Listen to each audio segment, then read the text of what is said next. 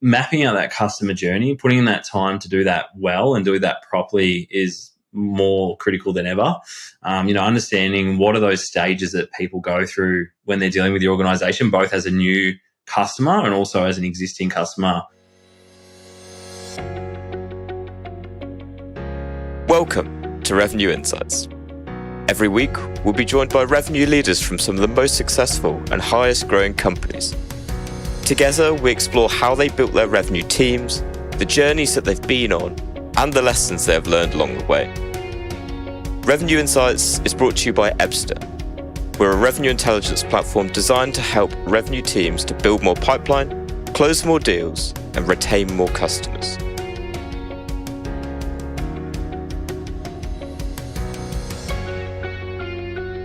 Hello there, and welcome to Revenue Insights. Today's guest is Luke Trewin.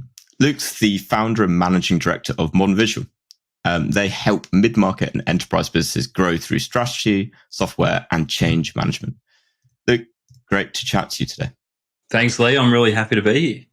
Well, let's start with a bit more about yourself, about Modern Visual. I don't think I've really done it justice in my short intro there. So tell us a little bit more about your story and the story of your business.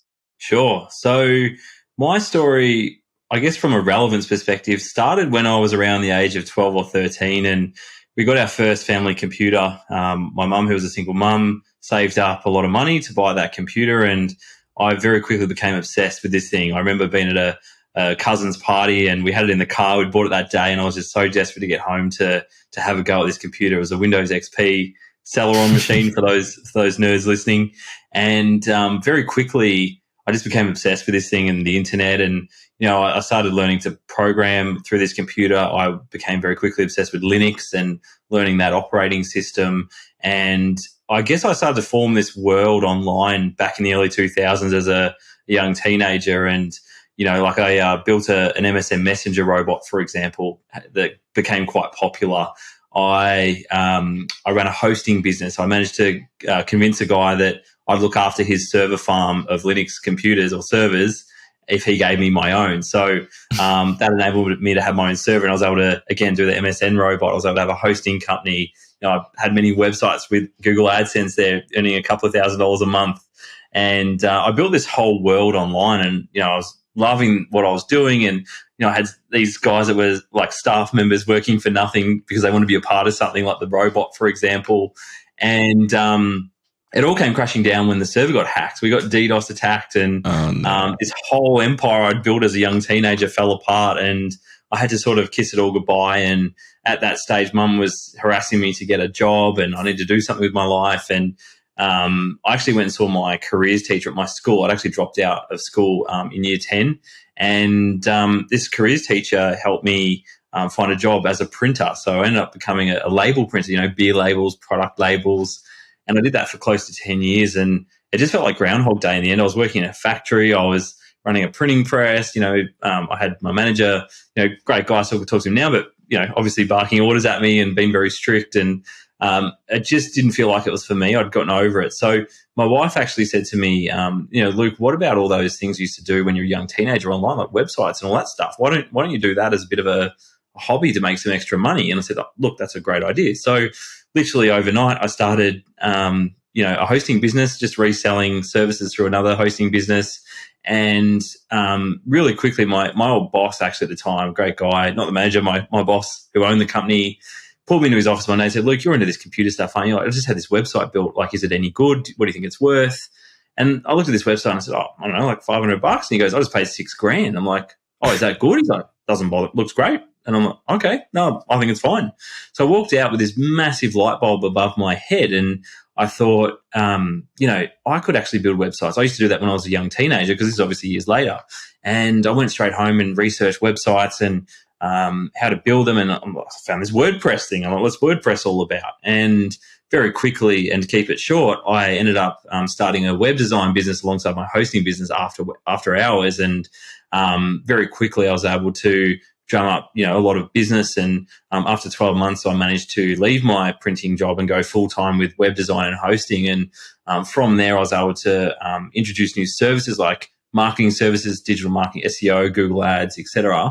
and ended up hiring more people and more people and more people. And that's what Modern Visual became, was a full service digital agency. And then around 2018, we actually decided that marketing wasn't really for us.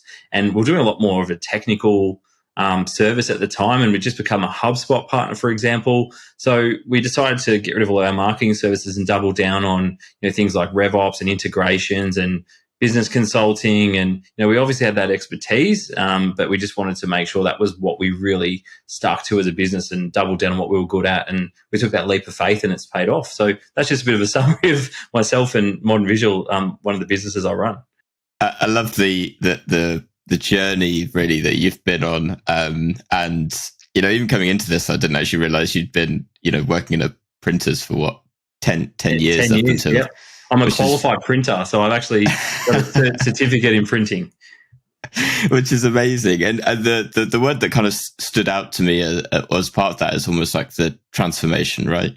Even your transformation, and then also the transformation of your business. And I think that's going to be something that really comes up a number of times as we chat today. So in the here and in the now, and you kind of touched on it a little bit there at the end. So in terms of the businesses and customers that you're working with, can you just give a bit more color and context behind, kind of size that they are, kind of where they are in their journey, in their transformation, and typically how you are working with them?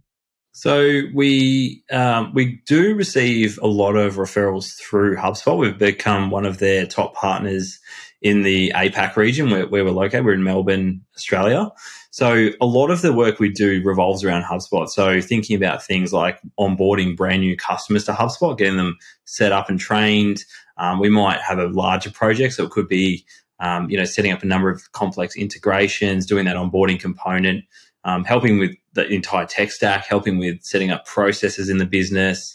So there's a lot of that type of work that goes on. And typically the businesses that we help with those types of projects are that sort of mid-market to lower end enterprise. So the sort of 20 seat to 300 seat business. Obviously there's no fixed rules around that, but that tends to be our sweet spot. When I started the business, we're very much working with small businesses. And I think, for us and our expertise, it just didn't suit longer term for the business. I think we're almost a bit overqualified, if that makes sense. Like, we're running workshops for clients that were quite sophisticated and just went over their heads, a lot of these small business owners. So I think that's where we really found our sweet spot, in that mid-market to lower-end corporate space.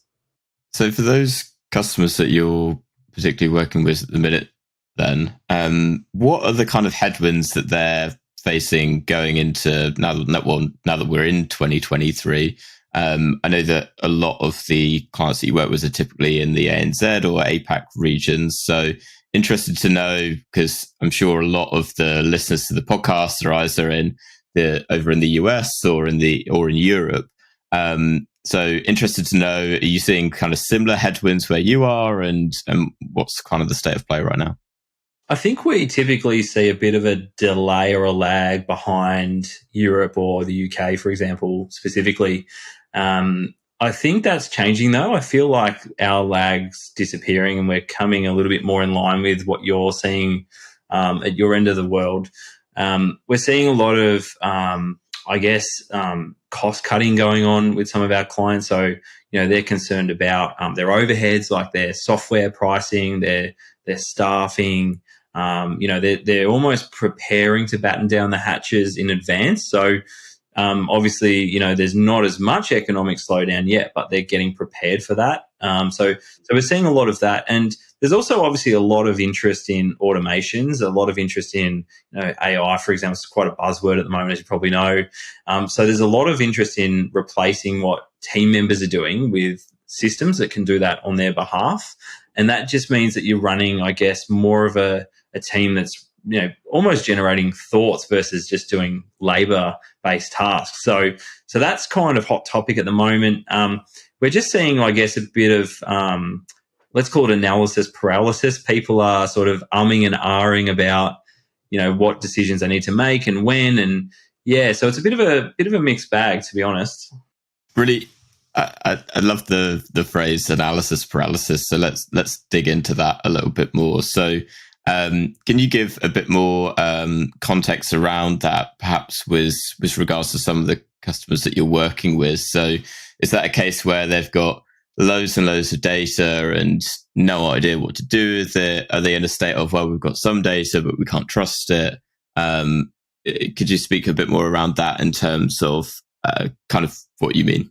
Yeah, I think there's a lot of customers that have had ambition to do a lot of great things over the last, say, 3 or 4 years, but they've seen them as nice to haves, and now they're now seeing them as necessities. So, having a really clean database, for example. I think I heard at HubSpot's Inbound conference last year that only 3% of businesses feel that their database is really perfect and on point. So I think I'm seeing a lot of that type of work. We're being approached for that type of work, So people wanting to make sure that they've got great segmentation, they've got clean data, everything's got capital letters, emails aren't missing, things like that. Because obviously that's quite important if you think about, getting the most out of your database. If you're sending out targeted email campaigns or personalizing your experience on your website, or if you have a members portal or anything like that, that data has to be perfect. So I think that's a big thing we're seeing. I think a lot of people are approaching us as well just to ensure their systems are, I guess, maximized from a features perspective. Like people are wanting to almost do like a bit of an audit of everything in their business and just make sure that they're getting value from the software they're using, even making decisions around their software in general. Is it the right choice for their organization? Can we save money by consolidating systems as well? That's a big hot topic at the moment as well.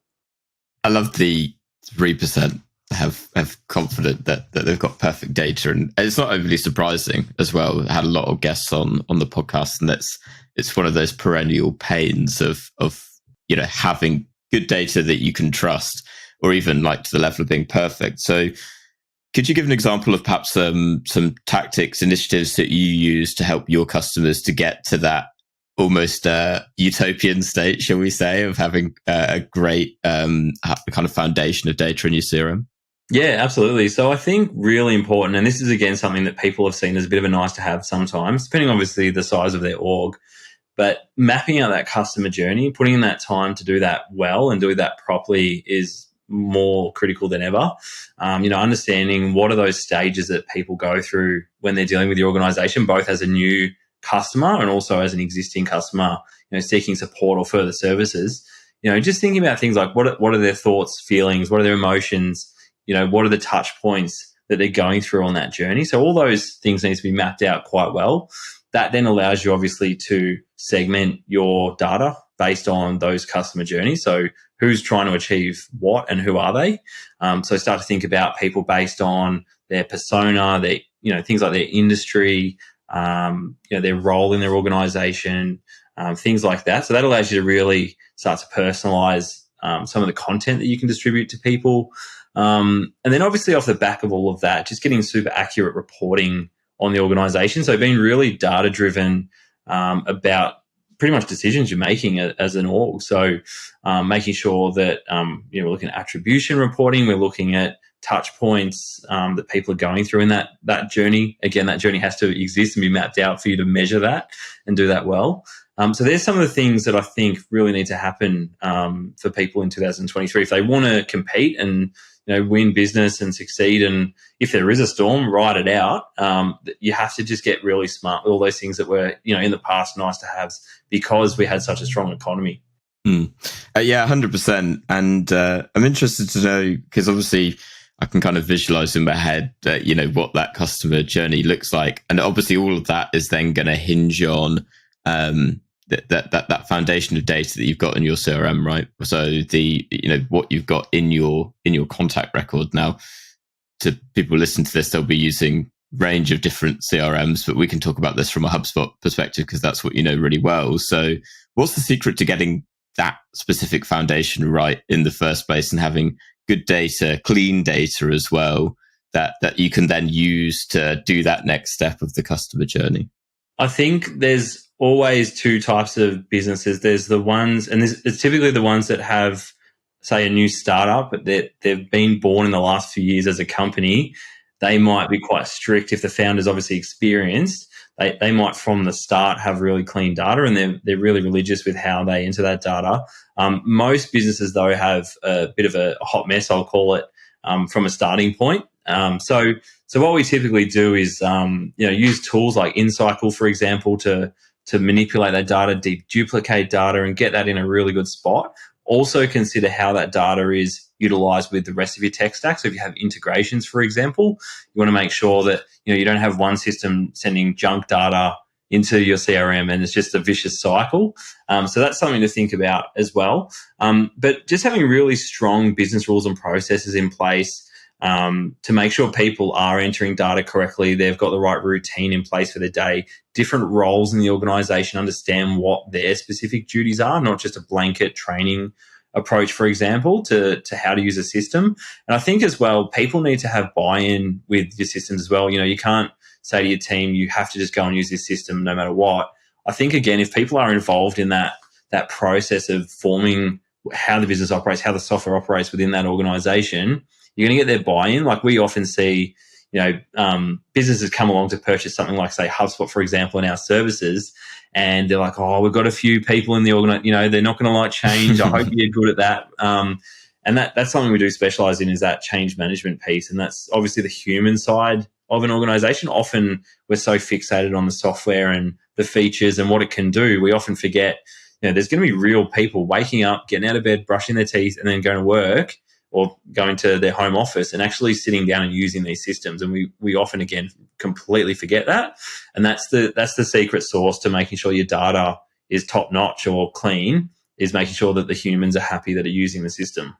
It's a really good point. And it's often, as you touched on, the part that's overlooked as part of it. And I know as part of the work that you guys do, alongside the change management, is like bringing in the software, right? For example, bringing in HubSpot.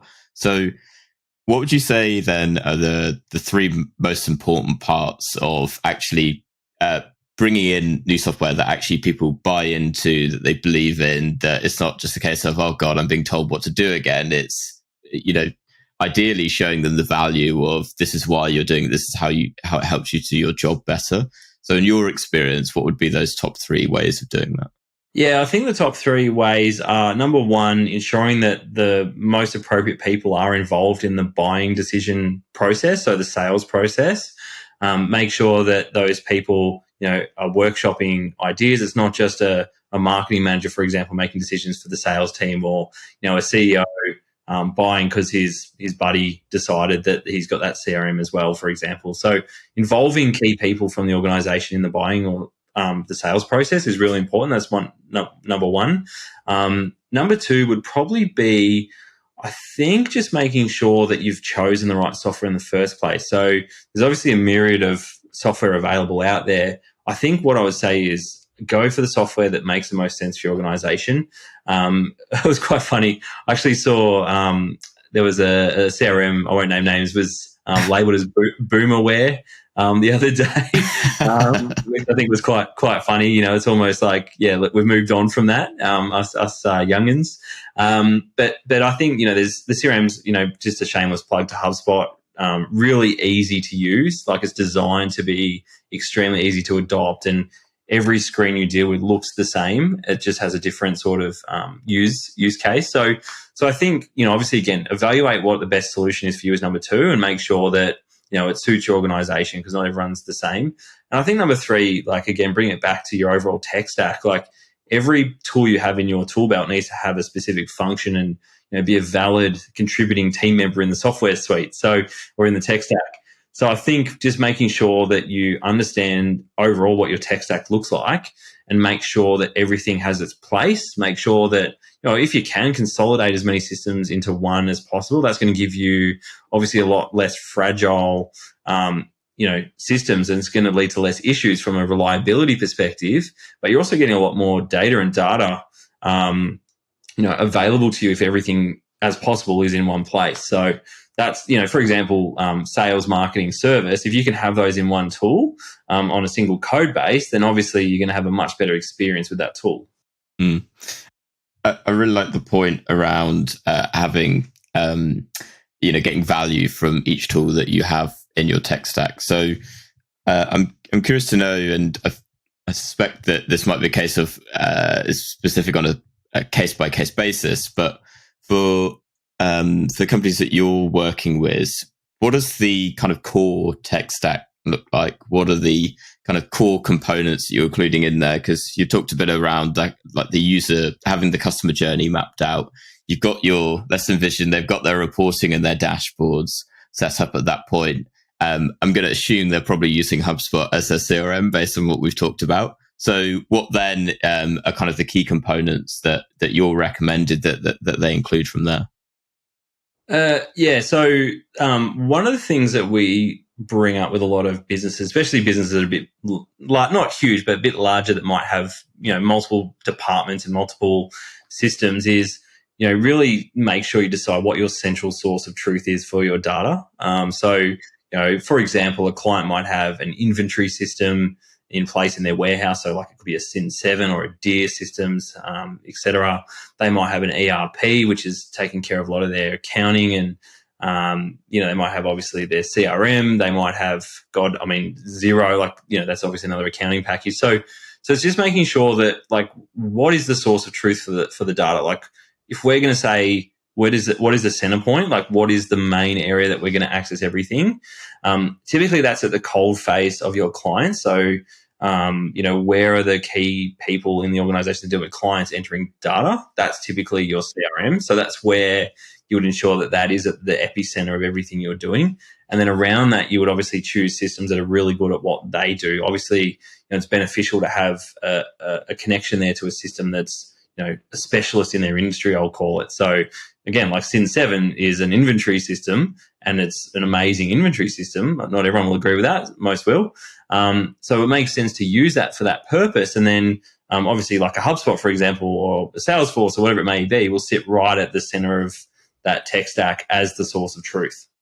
And then what I'm going to push towards then is, and I know with HubSpot, you got various different kind of, what I'm thinking is whenever I talk to anyone that uses Salesforce, it's, I need the sales enablement tool. And obviously with HubSpot, a lot of that is actually baked in. So what are the common kind of tools that you might be, once you've got that single source of truth, what are you then recommending that they're adding on top of it? Is it fairly bespoke? Obviously, I know with HubSpot's app marketplace, there's a huge range of different ways that you can kind of augment and improve that environment that you're working with. But is there any common ones that come to mind with clients that you're working with that you're using to really improve the experience of that HubSpot CRM? Yeah, so you've obviously got HubSpot's main hubs. You've got Marketing Hub, Sales Hub, Service Hub. And then there's two additional hubs, the CMS, which is your website, which could be like a WordPress replacement, for example. And then you've got Ops Hub or Operations Hub, which is more about integrations, data hygiene, automations, things like that. So if we think of those main hubs, that marketing, sales, service, that does cover a lot of that customer journey. Where you might want to look elsewhere or, add as an addition to that is, I guess where you're pushing HubSpot to its limits as to what it does well. So Ebster, great example, right? Like HubSpot's got its reporting tools that are built in. However, it doesn't extend anywhere near what Ebster can do from a revenue reporting perspective, a RevOps perspective. So that's a great example in that marketplace for HubSpot where it's a fantastic extension to what HubSpot can do. Like HubSpot's reporting is great, but it's not amazing where Ebster just really specializes a team in that RevOps or that revenue generation space. HubSpot just doesn't have the bandwidth to do everything and anything to that level. So that's just where that makes the most sense. And obviously there's many other examples in the app marketplace where it's similar. I'm keen to take us in the journey of going a bit more into specifics with some of the clients that you work with. And I think through a lot of the things that we've kind of talked around, it's really this journey of transformation. So having that single source of truth through to being able to map that customer journey, to being able to have those segmented lists. So could you talk around perhaps one example of a digital transformation project that you've worked on over the last 12 months that you're particularly proud of? Yeah, absolutely. So, just to mention it as well, we have clients where we're offering almost like a stock standard offering. So like I mentioned, earlier on in the piece, it might be a HubSpot onboarding. It could be, a website build or an integration. There's those clients where there's just like, this is what I need done and I need it done. Where we really shine, I guess, beyond that is where clients want to solve a very unique challenge and they're not sure how to approach it or how to solve that. And the example that comes to mind is one of our clients there. They're actually, they were founded in Melbourne, Australia, where I'm based, and they're now a global business. Their head office is in New York. And one of their challenges was that they were actually trying to do a capital raise and they didn't actually have the data in place that they could showcase to investors to show the growth that they'd been actually having as an organization. They're an existing HubSpot customer, and where it can obviously fall down is where there's no real business rules in place around who's an administrator, who's locked down. Like obviously setting up global teams, people might not be talking to each other around decisions and things like that. So these guys had pushed HubSpot's reporting to its limits, and they weren't sure how to get the right data in place. So, for example, in HubSpot, a deal has to move in sequential order through a sales pipeline to get the correct reporting. What we did, we actually built a custom system, like a web application that connected to HubSpot to provide reporting around the least likely and most likely scenario of a deal closing based on pipeline stage. So that was able to give them that data they needed for that capital raise as just one example. Beyond that, the client, that was the first project we're engaged for, and they thought that's amazing. They were able to do that. So we'll then engage from a business coaching or consulting perspective to help this business align their global sales teams. They had multiple pipelines set up per region. They had obviously issues where staff were creating properties in HubSpot at their own leisure. Someone had created a pipeline stage that no one knew what it was for. So globally, they weren't aligned as an organization. And where we really came in was obviously helping them consult and interviewed every team member around the world to make sure that we understood their needs and their pain points and their challenges, and also their regional requirements, like territorial. You can't just have the same process all the time. There might be specific regional things that need to be considered, like like an area could be more fire prone, for example. So there's different ways that they sell the product. There's just one example. So making sure that those regional differences were considered, but we're aligning them on a global strategy. So that was something we did, and then obviously implemented that basically ripped out HubSpot and rebuilt it all and got it all up and running, and everyone was on the right page from a change management perspective. So that's a project that comes to mind that I was quite proud of, and they had a very specific challenge, and that grew from a challenges perspective. We were able to solve that in a big way. Amazing. I want to ask you off the back of that then, because that's a great example where you found successes. Is there a particular, let's say, business challenge that you're trying to solve at the minute that you've not quite got to the bottom of? So perhaps a challenge that you're particularly passionate about solving, but haven't quite cracked the nut of yet? It's a good question. Is this for a client or for us or both? You can take it in whatever way that you want it, right? If there's a particular client in mind, yes, that would be great. I'll leave you to decide which way. I think it's really a question of what springs to mind first. I find that there's always something that you're just like, yep, there's something that's really bugging me and has been for a while. So yeah, the one that comes to mind, it's not something that we have control over, but it's a big problem for us. And it doesn't affect you as much in your end of the world, but HubSpot doesn't have a data center in our region, and regularly we're coming up with prospects in the government space, fintech, financial organizations, things like that, where compliance is really important and legislation around data sovereignty. So that is a big challenge we face here in the APAC region is, unfortunately, the fact that we don't have a data center locally here, where there's one in Germany and I believe there's one in the US on Amazon. So that's a big one on our wish list. And we do have a workaround that we built. It's actually a CRM card. So we can house external information in a CRM card in HubSpot, and that's API'd into HubSpot, but it is quite limited in what it can do. It just stores additional information in HubSpot. Everything like email, et cetera, still has to live offshore. So it's probably not exactly what you're after, but that is just a very big challenge that we face regularly. I guess when it comes to clients, our job is to solve their problems. So I think we haven't really come across something that we haven't been able to solve. It's more, there might be a compromise every now and then that needs to be made.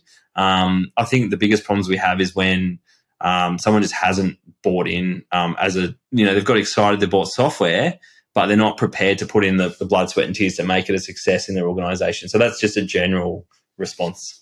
Yeah, I think, but that makes total sense to me. Where and that I find is the beauty of the question, because a lot of the time through the things we talk about, it's like, there is the solution to everything, but the reality is there's often things that there isn't the perfect solution to, right? And what's actually so interesting around that is what I'd call like Band-Aid solution, right? That you find around it to make it work. All right, Luke, I'm going to move to the final question as we move to wrap up. What is one book that you'd recommend to other revenue leaders or leaders that you're working with? Good question. I'm not a huge book fan. I don't like reading books, but I love listening to books in the car, on my walks, at the gym. And I'm going to sort of skew this a little bit. There's actually two books that are almost one book that I love, and that's Traction by Gino Wickman. There's also a secondary to that, which is called Get a Grip by Gino Wickman. And it's basically the EOS model, which is the entrepreneurial operating system. And it's basically a framework that you can run your entire business on that encompasses all of the areas of success that you need to make your business a success. So the Traction book is more the theory around everything. Get a Grip is actually more of a make-believe story around a business that actually implemented this system. They went from being a shambles, nearly shutting down, to a chance meeting in a bar with someone else as a business owner that had implemented it. And then this lady went and actually brought it into her business, and just the ups and downs of having to let go of team members that were square pegs in round holes, and seeing improvements in the business just at the end where they end up, which I won't give away, is just really big game changer for if you're feeling a bit lost in your business, like you don't have a framework in place. I highly recommend checking out Traction and also Get a Grip by Gino Wickman. I love that. We'll include notes to that, links, in fact, down to that in the show notes. All right, Luke, for anyone that perhaps uses HubSpot and is like, oh my God, I need help, or wants to follow you for more of what you're doing, where can they find you? Yeah, so I'm on LinkedIn. I'm quite regularly active there. So just Luke Trewin, Trewin on LinkedIn. Modernvisual.au, that's .au, not .com.au. We're available from our website, so you're welcome to check that out. We're actually launching our new site in about a week or two. So it'll either be the old one or the new one when you visit it. But that's the main places you can find me. Beautiful. And we'll put links down to that below. So for anyone that can't spell your name properly after that, they'll be able to find it pretty easily. Awesome. Luke, it's been an absolute pleasure to have you on. Thank you so much again for the conversation today, and to everyone that's listened to this episode. We'll catch you next week. Thanks, Lee. Thanks for listening to Revenue Insights. If you want to learn more, subscribe to our newsletter and we'll deliver every episode straight to your inbox. If you have any questions, feel free to connect with us on LinkedIn. Our links will be in the episode notes. See you next week.